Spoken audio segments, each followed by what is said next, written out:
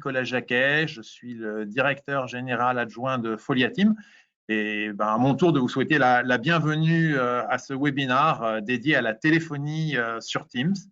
J'aurai la chance d'animer ce webinaire avec Yvan Bolzer et Marina Teosov, qui sont nos experts sur le sujet. Merci à eux d'être avec nous. Bon, comme vous le voyez à l'écran, ce webinaire va se dérouler en 4 temps, avec des présentations qui devraient durer au maximum, je pense, une quarantaine de minutes, finalement pour laisser de la place au jeu des questions-réponses qui sont souvent ce qui fait le sel des webinaires.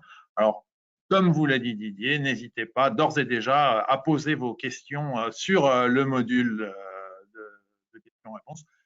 Ça nous permettra de rendre ce webinaire le plus interactif possible à la fin. Voilà, alors je vais commencer par quelques mots sur Folia Team et sur notre partenariat avec Microsoft. Alors Folia Team, on est un opérateur de services cloud. Concrètement, hein, nous, on va proposer à nos clients qui sont des entreprises, des organisations publiques, de la connectivité haut débit, et puis on va les accompagner dans la migration de leur infrastructure vers le cloud. Alors nous, on se positionne à ce moment-là comme guichet unique finalement pour faire évoluer leur réseau, leur IT, leur cybersécurité et leurs outils collaboratifs vers ce cloud. Et puisqu'on parle d'outils collaboratifs, bon, il faut savoir que ça fait une vingtaine d'années qu'on travaille avec Microsoft sur des projets de visioconférence et de téléphonie. Et plus spécifiquement, en tant qu'opérateur voix, nous proposons des solutions autour de la téléphonie sur Teams. Alors, bon, je pense que ça surprend personne vu l'intitulé du webinaire. Concrètement, nous équipons de nombreuses entreprises aussi en visio avec des MTR. Et nous sommes aussi en capacité d'aider nos clients à migrer vers Microsoft 365. Alors tout ça, on le fait avec 350 collaborateurs et on sert aujourd'hui à peu près 5000 clients partout en France. Maintenant, si on fait un zoom spécifique sur la téléphonie Teams, vous pouvez voir que on sert plus de 200 organisations sur le sujet et que chaque jour, il y a à peu près 35 000 personnes qui téléphonent avec Teams grâce à nous. Et j'allais dire ce depuis à peu près 4 ans. Hein. En effet, ça faisait longtemps qu'on proposait déjà de la téléphonie sur Skype, et ce qui a fait que derrière, on a été parmi les précurseurs à embrayer sur la téléphonie Teams. Alors, quand on interroge nos clients sur leurs besoins en matière de téléphonie Teams, on trouve 3 grands types de réponses. Alors, un tiers des clients qui veulent de la téléphonie qu'on pourrait qualifier d'administrative ou basique. Hein, leurs attentes, finalement, vont porter plus sur la qualité de la voix et de plus en plus aussi sur la sécurisation de la solution. Et ce qui va jouer, ça va être le prix des abonnements, la qualité du Trunksy. Voilà, c'est les arguments qui vont faire moucher. On a un deuxième tiers de clients qui ont conscience que Teams offre des possibilités de paramétrage important de la téléphonie au niveau de l'utilisateur. Et ils souhaitent donc profiter de la migration sur cette solution pour venir enrichir les usages de la téléphonie et donner encore plus d'autonomie aux utilisateurs. Alors, ces clients, ils vont être sensibles à l'accompagnement qu'on peut leur proposer, que ce soit en matière de formation, voire de conduite du changement autour de Teams et de la téléphonie sur Teams. Alors, dans la deuxième partie de ce webinaire, Yvan abordera rapidement d'ailleurs ce que Folia Team apporte en matière de Trunksy et d'accompagnement. Et puis, il y a surtout le dernier tiers des clients, c'est ceux qui ne retrouvent pas dans Teams la richesse fonctionnelle qu'ils pouvaient avoir avec des IPBX de spécialistes de la téléphonie, les Alcatel, Mytel, Avaya ou autres. Ces gens-là ont des besoins spécifiques, ça peut être autour de l'accueil, de la mobilité, des centres de contact, pour n'en citer que quelques-uns. Et Teams seul ne répond pas à leurs attentes. Et c'est pourquoi il faut compléter la solution avec un écosystème d'applications tierces. Maintenant, ce n'est pas parce qu'une application va être labellisée et estampillée Microsoft qu'elle fonctionne à 100%. et encore moins qu'elle répond à tous les usages. Et c'est tout le propos de la troisième partie de ce webinaire, qui est le gros du webinaire, au cours de laquelle Yvan et Marina vont vous faire un retour d'expérience concret sur les solutions que nous avons pu tester et valider chez Foliatim pour venir enrichir la téléphonie Teams. Enfin, c'est particulier à Teams, il y a un quatrième tiers de clients. Ici, un quatrième tiers.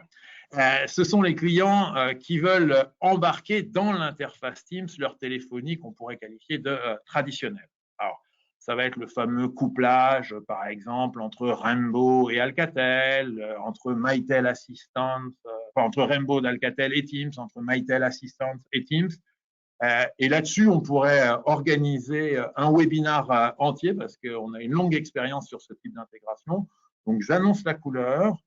Nous ne traiterons pas ce type de couplage dans le cadre du webinaire aujourd'hui, mais on est capable de répondre à vos questions sur le sujet. Voilà, j'arrête ici cette introduction. Je vais céder la parole à Yvan qui va vous présenter rapidement la téléphonie Teams en zoomant sur tout ce que vous pouvez déjà faire avec cette téléphonie sans adjonction. À toi, Yvan. Merci Nicolas pour l'introduction. Alors effectivement, la téléphonie Teams, deux questions. Comment on fait pour l'activer déjà dans mon client Teams et quels sont les usages possibles? Alors pour l'activer, ça va vous paraître peut-être évident, mais la première étape, c'est déjà d'être sur Office 365 et on va voir que finalement, la téléphonie Teams, elle va être de toute façon compatible avec tous les licences qu'on va retrouver dans Office 365 chez Microsoft.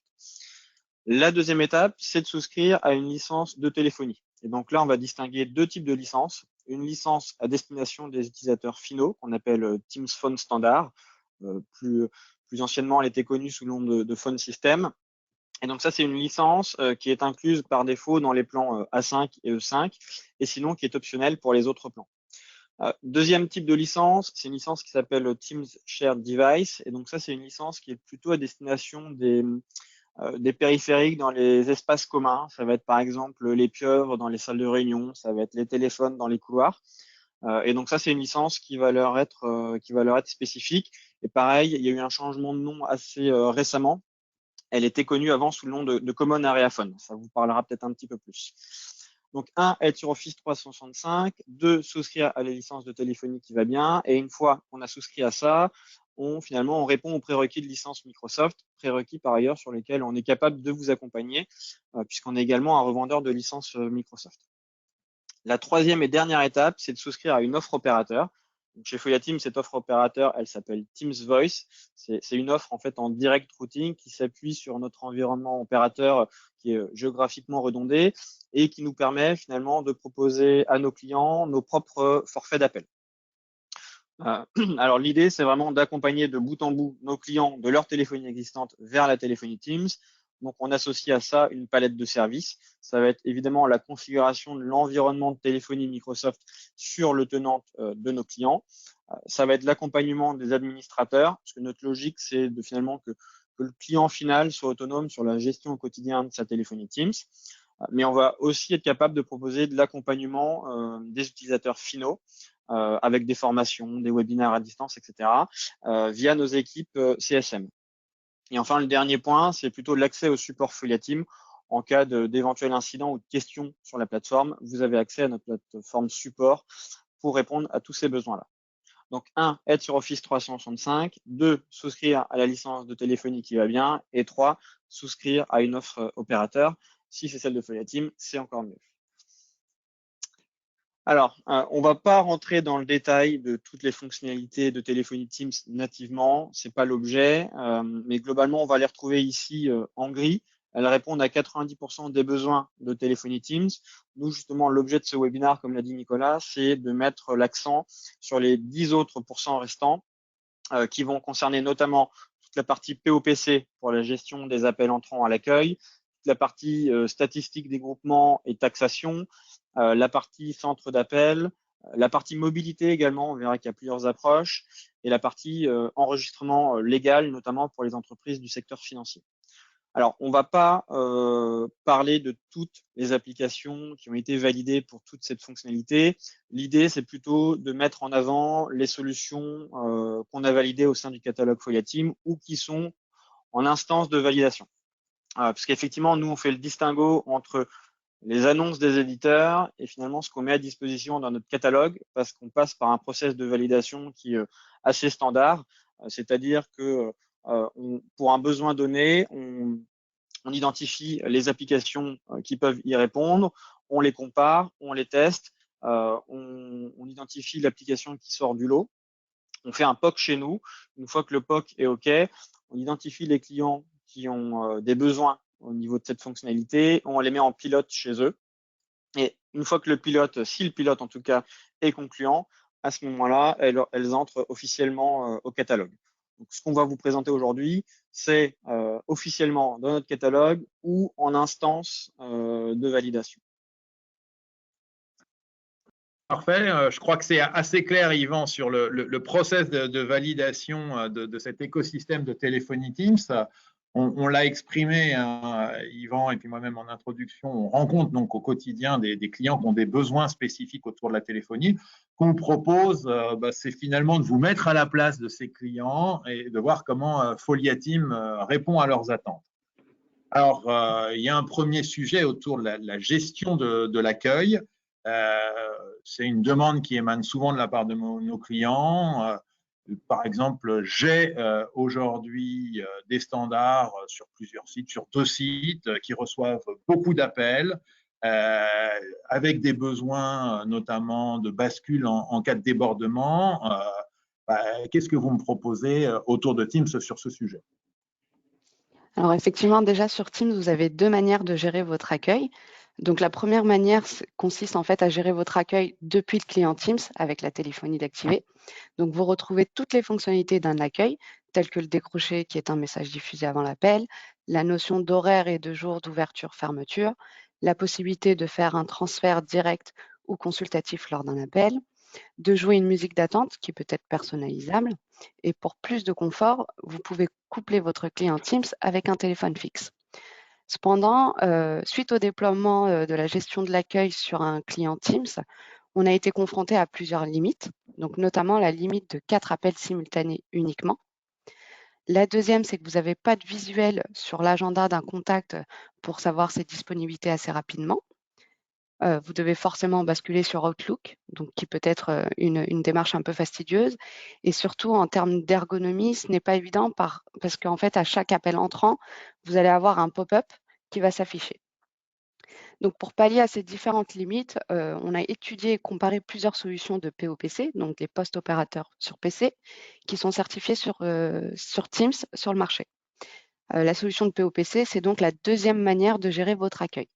Donc, après une phase de test, on a mis en place la solution Tenford en pilote chez quelques clients, qui reprend à peu près toutes les fonctionnalités que je vous ai évoquées précédemment, mais qui en plus dispose d'une interface dédiée avec un affichage qui peut être personnalisable, donc afficher les rubriques qui vous intéressent. Donc, si jamais vous avez un deuxième écran en termes d'ergonomie, c'est beaucoup plus simple. Vous avez d'un côté votre client Teams et de l'autre côté votre client POPC pour gérer la partie accueil. On retrouve aussi un point qui est manquant sur le client Teams, c'est la visualisation de la file d'attente. Donc, vous n'êtes pas dérangé par des pop-up pour chaque appel. Vous pouvez consulter assez facilement depuis la même interface les coordonnées d'un contact ou même son agenda pour connaître ses disponibilités. Et en termes de facilitation de gestion d'appel, vous disposez aussi des raccourcis clavier qui sont configurables. Et notamment pour répondre à votre besoin d'une multitude d'appels, surtout, vous n'êtes pas limité en nombre d'appels. Et vous pouvez mettre assez facilement un débordement en place vers un autre groupement, vers un autre SVI ou même vers une autre personne avec des critères qui sont prédéfinis, comme par exemple le nombre maximum d'appels dans la file d'attente ou le nombre ou le temps d'attente. Donc, comme le montre la petite vidéo ici, vous avez la file d'attente qui est affichée. Donc, on va juste attendre que l'appel apparaisse. Vous pouvez gérer du coup vos appels entrants, les mettre en attente et les reprendre d'un seul clic. Et vous pouvez le transférer à votre collègue de manière assez simple. Donc là, je vais faire la recherche du collègue. Je peux consulter sur la droite, pardon, son calendrier et ses coordonnées et transférer l'appel. Enfin, la mise en place de cet outil est assez simple. Nous pouvons facilement proposer une phase de POC pour une durée d'1 mois afin de tester la solution et confirmer qu'elle répond bien à vos attentes. Et c'est ce que nous avons fait pour plusieurs de nos clients. C'est très clair, Marina, merci. Alors, on a parlé de l'accueil au standard. On traite forcément, nous, beaucoup avec les DSI sur ces projets de téléphonie Teams. Et là, je vais me mettre dans la peau d'un de nos DSI qui dit qu'il a un support informatique interne et qu'il souhaite pouvoir finalement mesurer la prise en charge des appels ainsi que la qualité des réponses. Alors, qu'est-ce qu'on peut lui répondre à ce DSI? Alors effectivement, sur Microsoft, vous avez peu de statistiques. Donc nous, on a décidé de travailler avec la solution Moyobi. C'est une solution en fait qui permet de superviser en temps réel ou sur une période définie des indicateurs sur des groupements, sur des SVI ou même sur les agents qui font partie des groupements. Donc typiquement, pour votre support informatique, vous pouvez observer les appels traités, les appels perdus, le temps d'attente moyen et même visualiser en temps réel les appels qui sont en attente. Et grâce à votre vue de supervision, vous pouvez même rappeler depuis l'interface les appels manqués en un seul clic. Vous pouvez connaître également l'état de disponibilité de vos agents et mesurer les performances avec le choix d'un objectif de niveau de service que vous aurez défini. Si par exemple vous avez des SVI, vous avez également la possibilité de visualiser combien de fois, par exemple, le choix numéro 1 ou le choix numéro 2 a été saisi, donc les appels répondus, les appels perdus. Et tous ces indicateurs, ils peuvent être intégrés dans des rapports afin d'exploiter les informations et d'en créer également des tableaux de bord si jamais vous souhaitez les afficher sur un tableau, sur un affichage dynamique. Vous avez également la possibilité de les exporter directement sur votre SharePoint. La solution Moyobi, elle a également un deuxième module qui permet de fournir des analyses d'appels pour un aperçu rapide sur les coûts des appels, sur l'analyse du trafic, les informations comme la durée d'appel, le nombre d'appels, et cela par utilisateur, par entité ou par service. En termes de gestion, ce qui nous a été souvent demandé, c'est d'attribuer des droits différents pour chacun. Par exemple, le responsable du support informatique n'aura pas de visibilité sur les données du support comptabilité. C'est une demande qui nous a été souvent demandée. Donc cette solution vous permet d'avoir des indicateurs précis de votre activité et d'améliorer la qualité des appels sur votre support informatique. Ok, donc on comprend bien tout ce qui touche ce suivi statistique et la taxation. On va rentrer maintenant dans un sujet qui est aussi un sujet qui remonte régulièrement de la part de nos clients. On va se projeter d'ailleurs dans le cas d'un client qui est dans le domaine de l'assurance. Il y a une législation qui a évolué et qui fait que depuis le 1er avril 2022, un certain nombre de courtiers en assurance doivent enregistrer leurs échanges avec leurs clients, mais ce n'est pas les seules entreprises qui doivent enregistrer comme ça les échanges. Qu'est-ce qu'on peut faire aujourd'hui, Yvan, avec Teams sur ce sujet? Alors effectivement, pardon, on va être capable d'enregistrer. Alors là, le point, c'est déjà d'expliquer que par défaut, avec Teams, on va être capable d'enregistrer. Donc tout ce qui est conférence, tout ce qui est appel téléphonique, ça c'est un peu plus récent. Mais là, on répond vraiment à des besoins basiques. Quand on a des obligations légales, on est obligé de s'appuyer sur une solution issue de l'écosystème de partenaires Microsoft. Et donc nous, en l'occurrence, on s'appuie sur l'éditeur ASC qui a développé une application qui s'intègre nativement dans le client Teams et qui s'appelle ASC Recording Insights. Alors, comment ça fonctionne? Finalement, globalement, au-delà de l'appel téléphonique, on va être capable d'enregistrer tous les canaux de communication de Teams. Donc, ça va être les appels audio, la vidéo, le partage d'écran, le chat, et ça depuis n'importe quel équipement doté finalement de l'application Teams. Donc, ça peut être PC, smartphone, tablette. En termes de scénario, on va savoir gérer plusieurs scénarios. Ça peut être de l'enregistrement obligatoire, ça peut être plutôt de l'enregistrement à la demande. Et on va même être capable de changer finalement les formats en cours de conférence. Donc ça, c'est finalement comment je vais être capable d'enregistrer. Et qu'est-ce que je vais pouvoir enregistrer? La deuxième question, c'est finalement comment je vais gérer le stockage et notamment où je vais stocker mes enregistrements. Donc là-dessus, il y a deux approches. La première approche, c'est de dire que je vais enregistrer les enregistrements dans le cloud d'ASC, qui n'est ni plus ni moins derrière que le cloud Azure de Microsoft, avec soit une redondance locale, soit une redondance géographique. La deuxième approche, c'est de dire finalement, je vais le stocker dans l'Azure client. Ensuite, l'autre question qui va se poser, c'est sur la durée, notamment la durée de rétention, parce que finalement, par exemple, une salle des marchés, on va avoir l'obligation de stocker les données pendant 7 ans. Pour les solutions, en tout cas les clients type mutuel, on va plutôt être sur du 1 an ou 2 ans. Et donc, le point important, c'est effectivement de savoir cette durée de rétention pour définir la capacité de stockage qui sera nécessaire derrière sur l'application.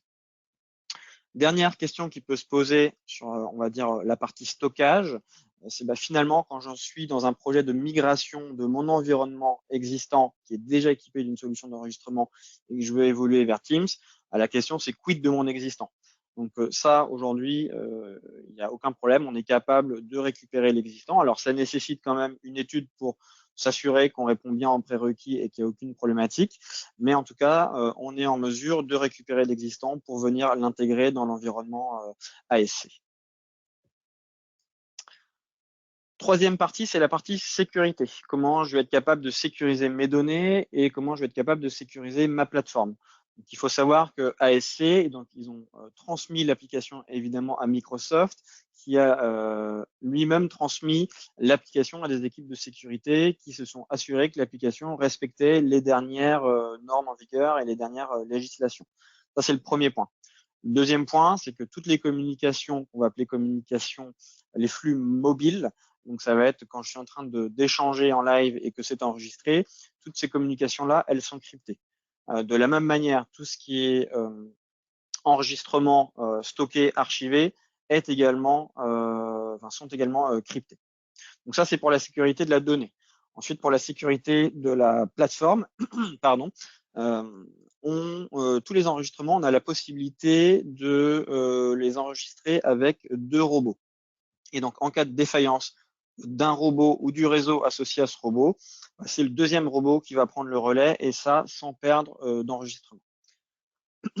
Troisième point, c'est tout ce qui est règles d'archivage individuel. Alors, vous aviez évoqué le fait que vous êtes courtier en assurance, vous êtes basé en France, vous avez peut-être une filiale en Suisse ou en Allemagne. Il faut savoir qu'en Suisse ou en Allemagne, il n'y a pas la même réglementation qu'en France. Et donc, cette capacité d'avoir des règles d'archivage individuelles, en fait, elle permet finalement de venir matcher la configuration pour répondre aux législations nationales. Et le dernier point, c'est tout ce qui est piste d'audit.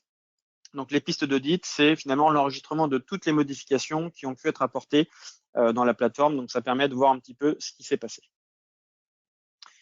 Et donc, le dernier point, l'idée avec la plateforme ASC, c'est d'aller au-delà du simple enregistrement et du stockage des communications. C'est de voir comment je peux finalement traiter, m'appuyer, pourquoi pas, sur l'intelligence artificielle pour aller plus loin dans l'analyse des contenus que je stocke. Et donc, notamment grâce à l'intelligence artificielle, on va être capable de faire de la transcription, donc conversion de la parole au texte. Donc, ça permet de faciliter la recherche par mots-clés, par exemple. On va être capable de faire de la traduction également et de l'analyse d'émotions. On voit ici sur l'image sur la droite que sur l'enregistrement, il y a des zones en rouge. Ces zones en rouge, en fait, elles indiquent qu'il y a eu une élévation du ton de la voix. Et donc, pour une personne qui a envie finalement d'écouter ces enregistrements, elle va peut-être d'abord mettre l'accent sur ces zones rouges pour savoir un petit peu ce qui s'est passé.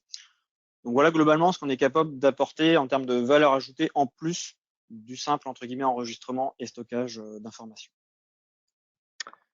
Merci monsieur pour cette réponse très claire. On va aborder un nouvel usage, un nouveau besoin qu'on retrouve régulièrement dans tout un tas d'entreprises, notamment dans le domaine industriel. C'est un besoin qui est très bien couvert par les solutions de téléphonie, on pourrait entre guillemets dire traditionnelles avec le DECT.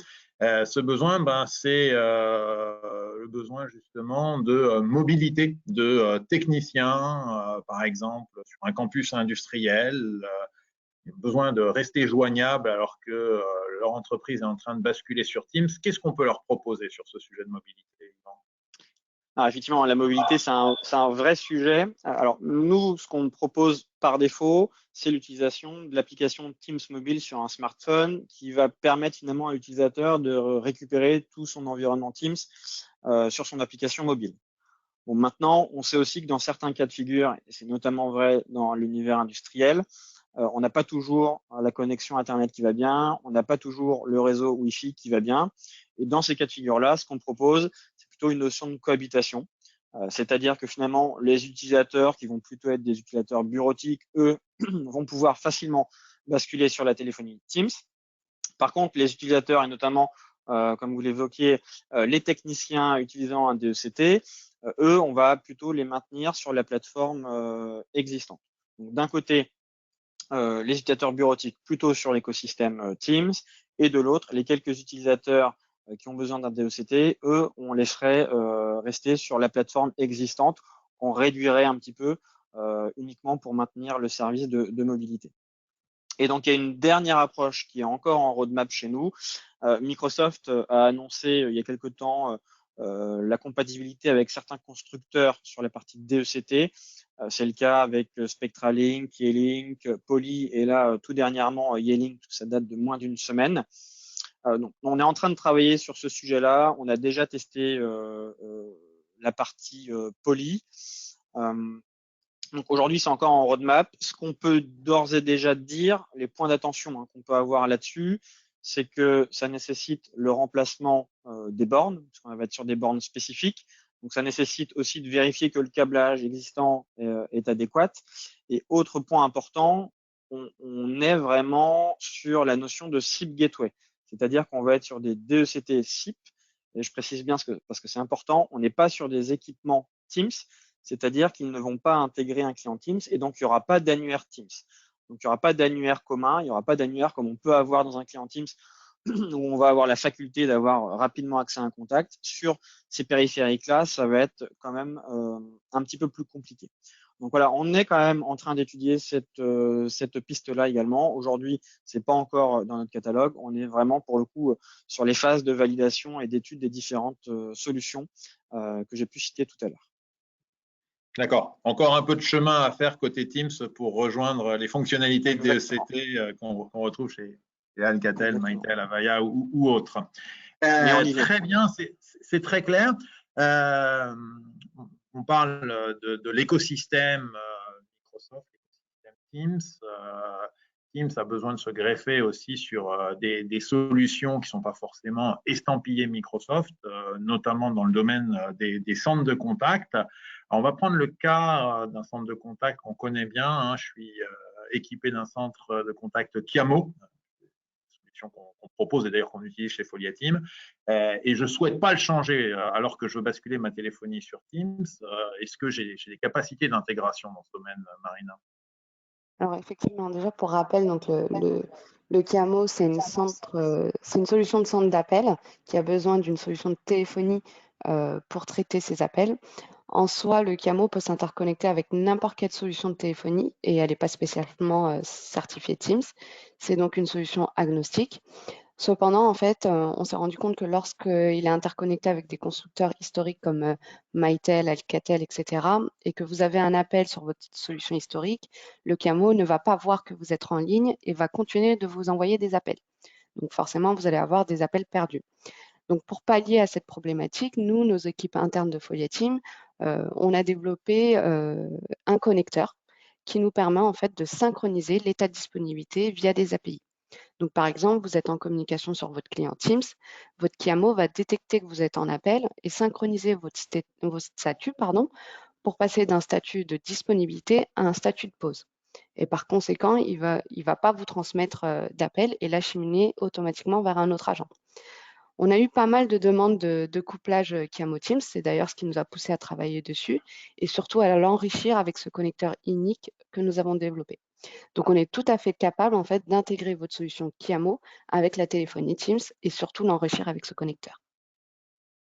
Et puis parce que les cordonniers ne sont pas toujours les moins bien chaussés, on l'utilise au quotidien chez nous. Très clair, Marina, merci. Un dernier zoom, le zoom sur les périphériques. On a de nombreux clients, en tout cas un certain nombre de clients qui nous disent, bah voilà, moi j'ai des utilisateurs qui peuvent être un peu réfractaires à l'utilisation du casque. Et alors, qu'est-ce que vous pouvez me proposer finalement pour faciliter l'adoption de la téléphonie Teams? Alors là-dessus, hein, je vais pouvoir tout de suite vous rassurer, on est capable de proposer différentes gammes de produits, évidemment des casques, mais aussi des postes physiques. Donc de la même manière qu'il existe des postes physiques sur les solutions, on va dire, historiques, sur Teams, on va être également capable de proposer des postes physiques avec différentes configurations. Et donc pour ça, on s'appuie sur un écosystème de partenaires certifiés, hein, qui sont indiqués ici. Donc ça, c'est sur le côté, on va dire, individuel, casque poste, c'est plutôt à destination de personnes. Et on va avoir finalement la même approche pour les salles de réunion. On va être capable de proposer des pieuvres de conférence qui vont être certifiées Teams, donc des pieuvres autonomes, ou ça peut être des périphériques un peu plus light avec, par exemple, des pieuvres USB ou Bluetooth qu'on va pouvoir laisser dans les salles, même si c'est pas forcément ce qu'on recommande. Voilà. Très clair. Je crois qu'on arrive au terme de cette présentation de l'écosystème Teams. Si on veut aller plus loin avec Folia Team, comment est-ce qu'on procède, Yvan? Alors, si on veut aller plus loin, déjà, on peut démarrer par une démo, hein. On peut vous montrer un petit peu tout ce qu'on vous a présenté là en slide. On sait que c'est parfois pas évident de se représenter vraiment l'usage par slide, donc on peut vous proposer des démos et si vraiment vous voulez aller plus loin, on peut étudier la piste justement d'un POC directement chez vous pour tester la solution. Alors, les démos, elles peuvent se faire en ligne.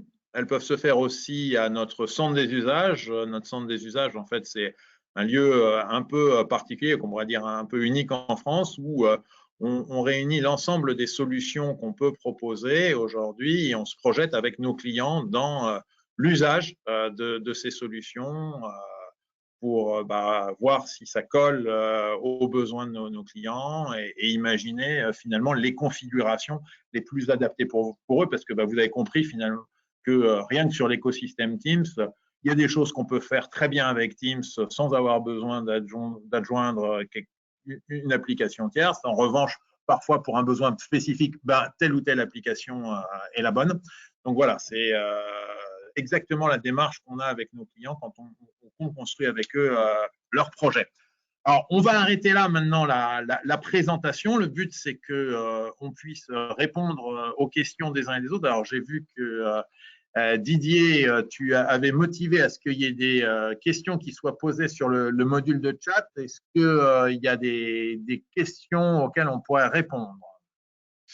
Oui, Nicolas, effectivement, malgré le nombre important de participants, apparemment, on a des interlocuteurs timides. Donc, j'ai une question, mais je ne sais pas si vous souhaiteriez en tout cas, si vous avez les réponses en direct, mais ça concerne la présentation qui a été faite sur Tenfor. Et il y avait une question posée sur le coût. Est-ce que c'est le prix de l'abonnement ou le coût, en tout cas, de cette solution? Alors le coût, ça c'est effectivement donc ça c'est quelque chose qu'on peut aborder directement parce que le coût il va varier en fonction du nombre de POPC. Donc voilà, donc on est de l'ordre quand même un peu plus de 100 € par mois sur l'application globalement. Voilà pour donner un ordre d'idée. Mais nous ce qu'on recommande dans tous les cas, hein, c'est de démarrer par un POC. Ça permet déjà de s'assurer que l'application elle répond vraiment aux besoins. Et puis à ce moment-là, on va plus loin. D'accord. Alors, question suivante. C'est une question qui concerne la migration. Alors, je vous la lis. Je ne suis pas certain techniquement de tout comprendre. Quid de la migration d'une solution existante de 800 DSA, 50 SVI sur une techno Cisco? Alors DSA, je pense qu'il y a dû avoir un petit raté, ça doit être SDA à mon avis. Je pense. Là-dessus, il n'y a pas de problématique particulière. Enfin, je veux dire que ce soit de l'Alcatel, du Mytel ou du Cisco. Voilà, on sait migrer d'une téléphonie, on va dire X, pour aller vers une téléphonie Teams. Peu importe le nombre de SDA, peu importe le nombre de groupements, ça, il n'y a aucune problématique là-dessus. Voilà. L'idée, c'est qu'on va étudier un petit peu l'usage pour voir de quelle manière, soit on peut faire entre guillemets un copier-coller dans Teams, soit on en profite pour éventuellement faire évoluer un petit peu les usages et l'adapter. Et s'il y a de nombreux SVI, on le voyait tout à l'heure, il y a ces modules de suivi statistique finalement des appels qui permettent aussi quelque part derrière de valider la performance des SVI, la performance de l'accueil et voir s'il y a des choses qu'on peut optimiser parce que 50 SVI, il y a peut-être plein de bonnes raisons pour en avoir autant. Peut-être qu'il y a des choses qui peuvent être optimisées. D'accord. Dans la prolongation de cette question, c'est le même interlocuteur qui pose. En parlant de migration, est-ce que ça se fait avec changement des numéros? Alors, il n'y a pas de changement de numéro, non, on est capable, enfin, en tout cas, on est capable de faire les deux, c'est-à-dire qu'on sait faire de la portabilité, c'est-à-dire maintenir les numéros existants. Et si jamais il y a besoin, parce que vous avez des nouveaux collaborateurs, par exemple, de venir ajouter de nouveaux numéros de téléphone, on est aussi capable de le faire puisqu'on est déclaré auprès de l'ARCEP et qu'on dispose de nos propres numéros. Donc, il n'y a aucun problème pour l'un ou l'autre ou les deux. Parfait. Alors, une autre question concerne les postes. Est-ce que les postes écosystèmes permettent de retrouver les fonctions multilignes de mon Alcatel? Alors oui, on va avoir de la notion multiligne, effectivement, on va savoir gérer un petit peu cette partie-là. Oui, tout à fait. Ok.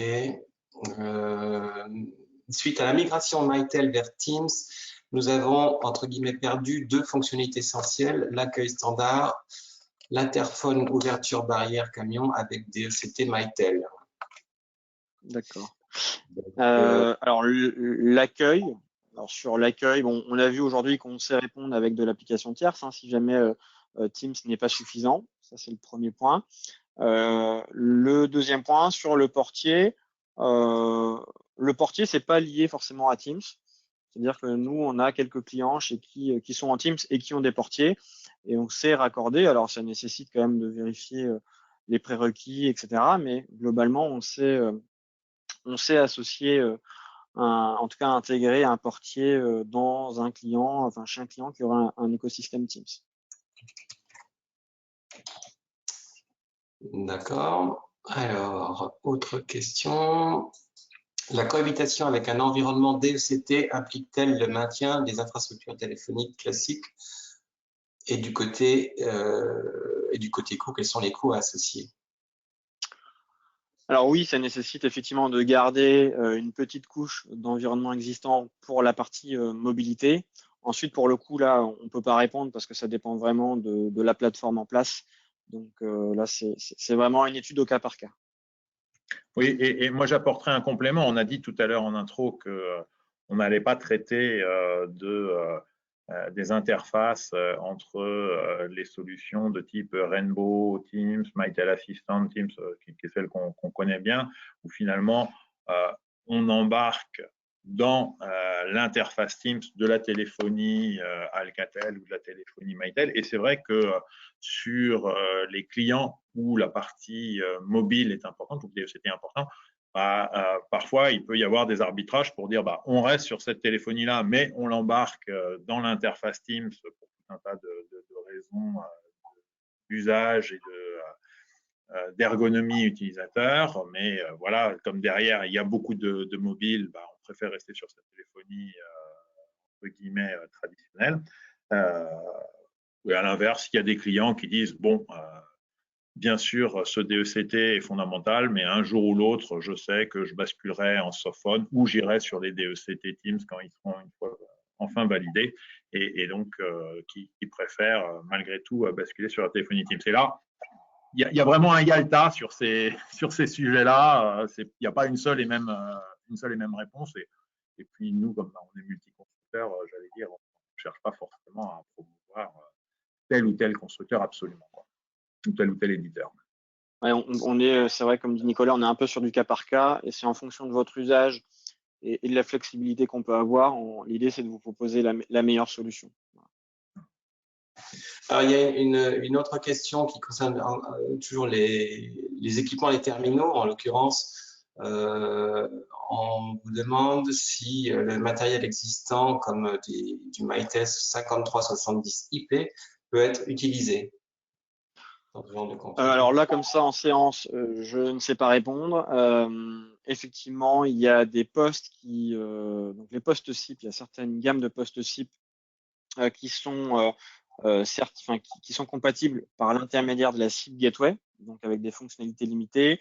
Mais alors, de ce que moi j'avais vu, on parle plutôt de postes Yealink, AudioCode, Poly et plus récemment Cisco.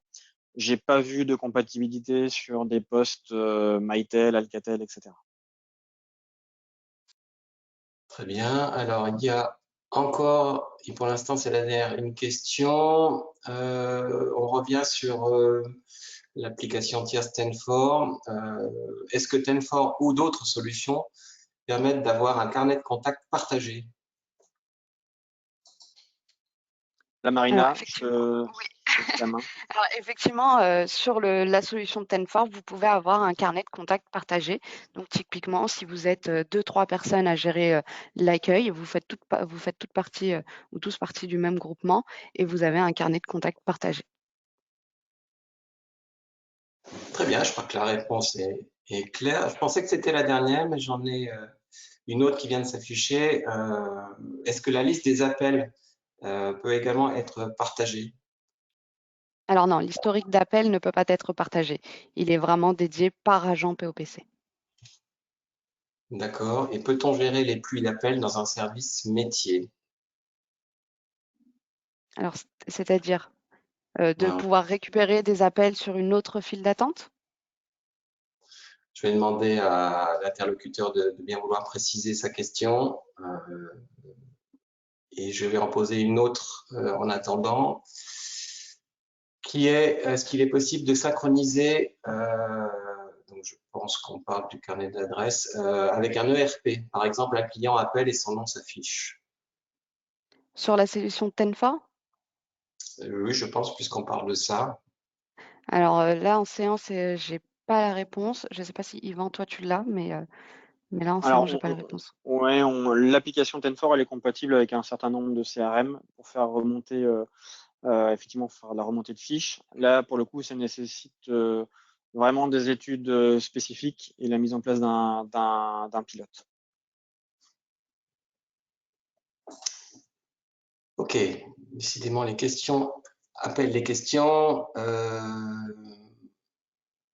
Alors, sur la solution de Tenform, est-ce que la solution permet de gérer plusieurs accueils? Je pense que ça fait, c'est le suivi de la question sur les puits d'appel par service métier. Oui. Donc, la solution permet-elle de gérer plusieurs accueils? Nous avons actuellement 8 accueils différents avec 8 numéros bien distincts. Alors effectivement, vous pouvez gérer en fait plusieurs files d'attente, donc plusieurs accueils. Donc il suffit juste que l'agent POPC soit intégré dans la file d'attente, en tout cas dans le groupement, donc dans ces 8 accueils, et elle peut gérer en fait ces appels. Et l'appel est bien distingué que c'est pour tel accueil ou pour tel accueil. Comme ça, elle peut personnaliser aussi son discours. Très bien. Une question, là on change de sujet, sur la portabilité des numéros. La personne demande savoir s'il y a moyen d'en savoir un peu plus sur la portabilité des numéros qui était évoquée dans une des questions précédentes. Alors, en savoir plus, ça c'est un petit peu vaste. Peut-être que ça c'est quelque chose qu'on pourrait aborder de manière un peu plus individuelle à ce moment-là, mais globalement, dans la portabilité, c'est tout simplement si aujourd'hui vous avez un numéro, par exemple, nous avant on était sur une plateforme Alcatel par exemple, j'étais en 01 55 12 55 58, voilà, et effectivement maintenant j'ai récupéré ce numéro directement sur mon client Teams. Donc ça c'est ce qu'on appelle de la portabilité notamment. Et de la même manière que si ce numéro-là, il avait été sur un opérateur qui n'est pas Full Team, évidemment, on sait récupérer les numéros d'un opérateur quel qu'il soit pour finalement le récupérer auprès de Full Team. Mais ça, c'est quelque chose qu'on pourra peut-être aborder un peu plus de manière individuelle à ce moment-là. Oui, alors en fait, on tombe dans les. Oui, on est dans la méthodologie projet. En fait, hein. Ouais. Ok, mon écran ne s'étend plus en termes de questions. Je pense qu'on est arrivé au bout, en tout cas, des questions à partager. Moi j'aurais une dernière question parce qu'elle nous est souvent posée. C'est Foliatim, on est un acteur français. Est-ce qu'on est capable d'accompagner des clients à l'international sur leur projet Teams? Alors oui, effectivement, on est présent uniquement sur le territoire français, mais on sait aujourd'hui adresser, notamment sur tous les pays en Europe, les sujets de téléphonie Teams. Parce que globalement, le déploiement, il se fait à distance. Et aujourd'hui, on est opérateur et on sait fournir des numéros et traiter les services d'urgence. C'est un point fondamental sur aujourd'hui 12 pays en Europe. Parfait. Nicolas, pas d'autres questions. Je vous propose peut-être, comme il est 11h49, de conclure ce webinaire. Alors, je sais pas si la conclusion, ça sera merci d'y avoir participé. On espère poursuivre les échanges avec vous très prochainement, comme vous l'avez compris, que ce soit à distance ou dans notre centre des usages. Et on tiendra à votre disposition le replay de ce webinaire très prochainement sur notre chaîne YouTube. À très bientôt. Merci à tous. Bonne fin de journée. Merci à tous. Merci, au revoir. Merci, au revoir. Au revoir.